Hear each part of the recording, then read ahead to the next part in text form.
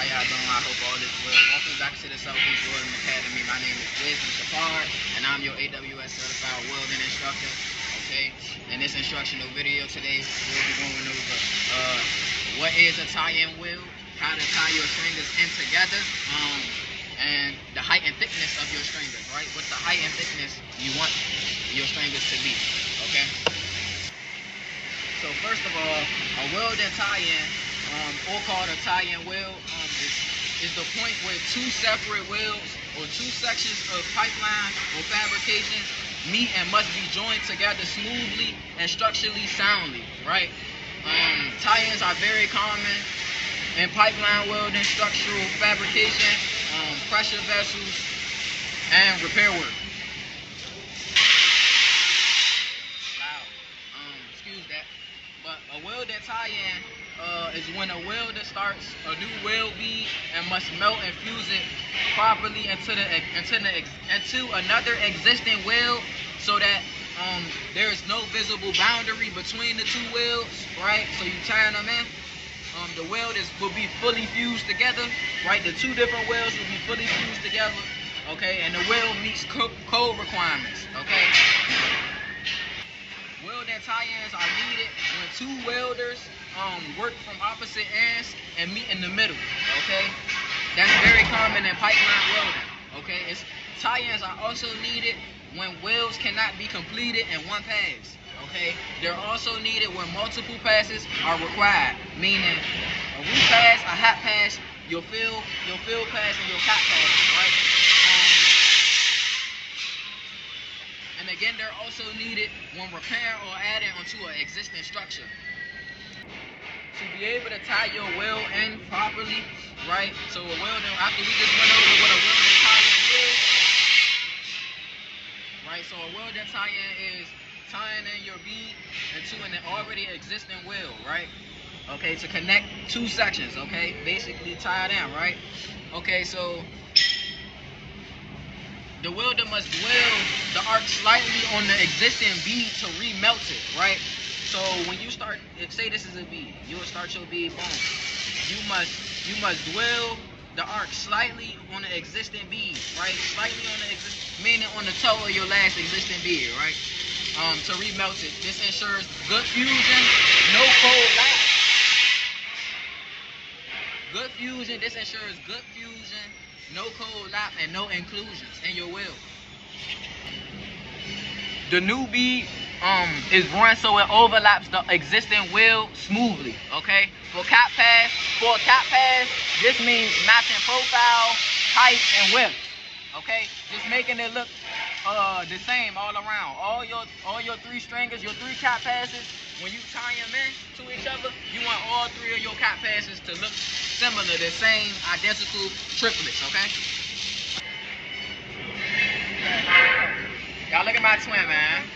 Look at my twin. This one of my bestest welders. Brian ain't gonna hold. This one of my bestest welders. Best teacher too. Tell him your name. Oh yeah, for real? Best teacher. A good tie-in requires consistent heat, no hesitations, and smooth manipulation that doesn't undercut or overbuild.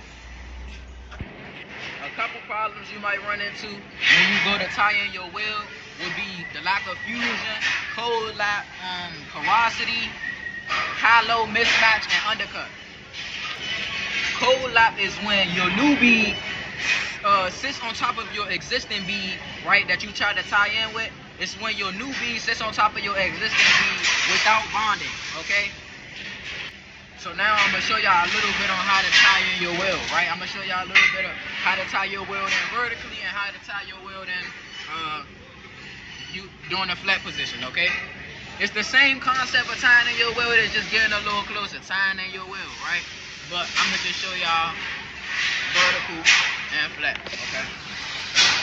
Alright, now I'm in one of the students' booths, and I'm going to show y'all on the flat position how to tie your welds in, alright?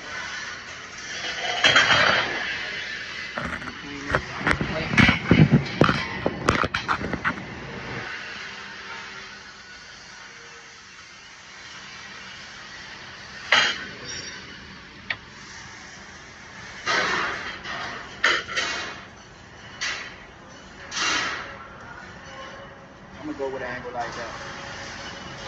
Actually, no, I'm not.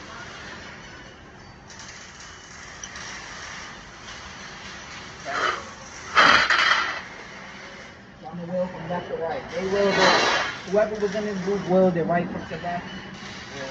There's two wheels right. Listen, we ain't gonna worry about it. We're gonna weld right. I mean left to right.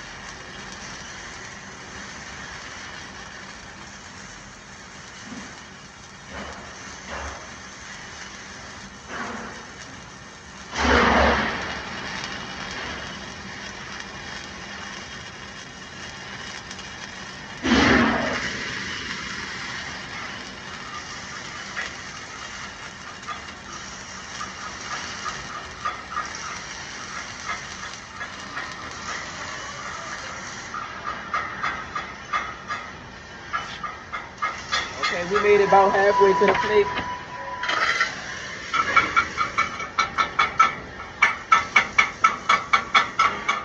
For the sake of the time of the video, you know what I'm saying? And the time, because we about to close the shop down. I'm about to close down real soon.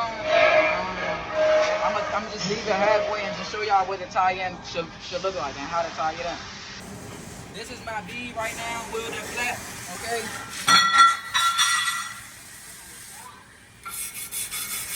Right, I'm gonna clean it up. See that? You're not too focused on that side. Right.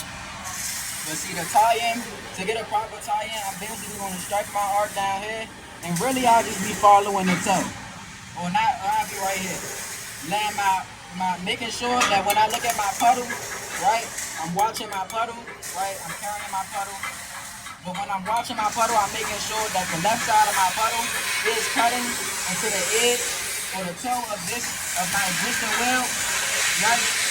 And getting the complete fusion, right? Ensuring me a good tie-in. The tie-in is just going from this to this.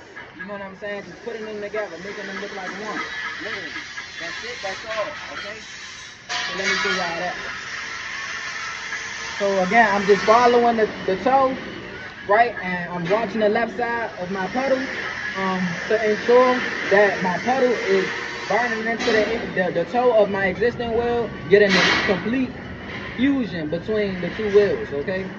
If I had a lack of fusion, it would leave a lot of undercut inside of my existing weld, okay? And you will be able, the undercut will be the boundary that you see in between of the two wheels, right? That would be a bad tie-in because you do not want to see any boundary.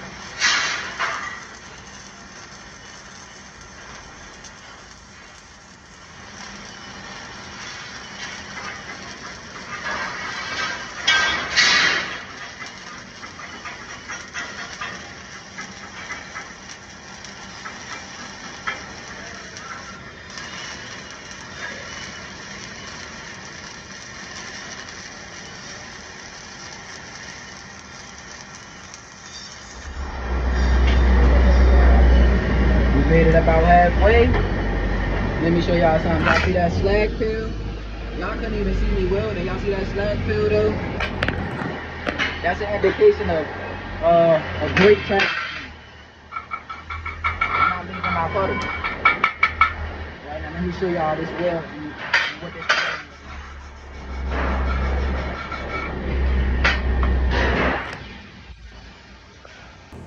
You guys see that wheel right there?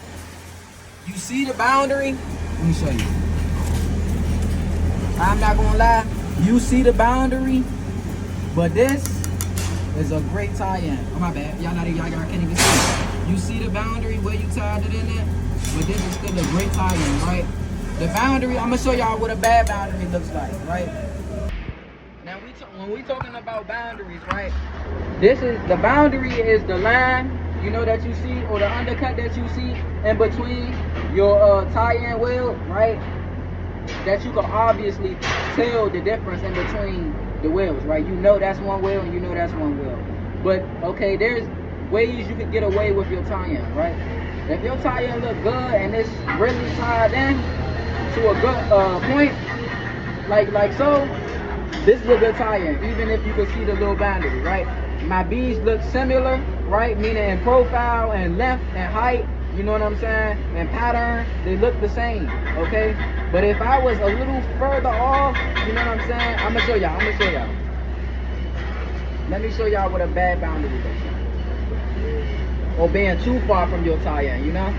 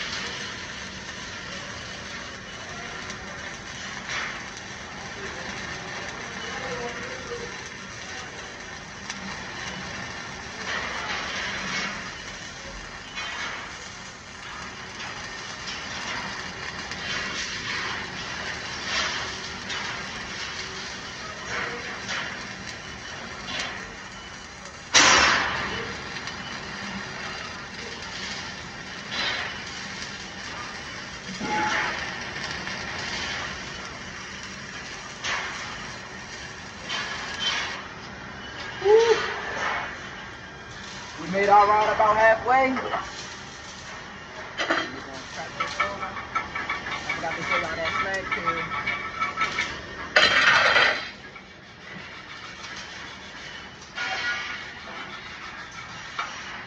Alright, I'm not gonna lie, I was doing bad on purpose. But I automatically, I don't know, it's just because I'm a good welder, but I automatically, as soon as I'm getting to the top a little bit, I kind of fix it a little bit. But let me point out where this is a bad tie-in at. Right? You see more at the bottom, this last bead, that's a bad tie-in. You see how far it is? You know what I'm saying? You see as it gets to the top, how they look all connected. You feel me? They're the same width, they all look similar. Okay? This one, down here is too far off. And you see how that boundary looks more, it got undercut in the boundary. You know what I'm saying? That how right there, look at that boundary right there compared to the boundary up there and on this side. You see the difference? It's a deeper boundary, a deeper line, you know what I'm saying? Separating these two wheels, right? So a tie-in is connecting these two wheels. A bad tie-in is when you have a lack of connection, you know what I'm saying? You see that? Okay. And that's it for this video today at the Southeast Welding Academy. Going over how to tie in your wheels, okay? I hope y'all learned something in this video. And I'm sorry that it was a little quick video, okay? We on a little time schedule, you know what I'm saying? But I hope you guys learned something in this video. Reach out to me in the comments if you have any questions or concerns, you know what I'm saying? Let me know what you think. This is the Southeast Welding Academy. My name is Wisdom Shapard. I'm your AWS certified welder, instructor, you know what I'm saying? And That's it for this video. I'll see you guys in another one. Peace.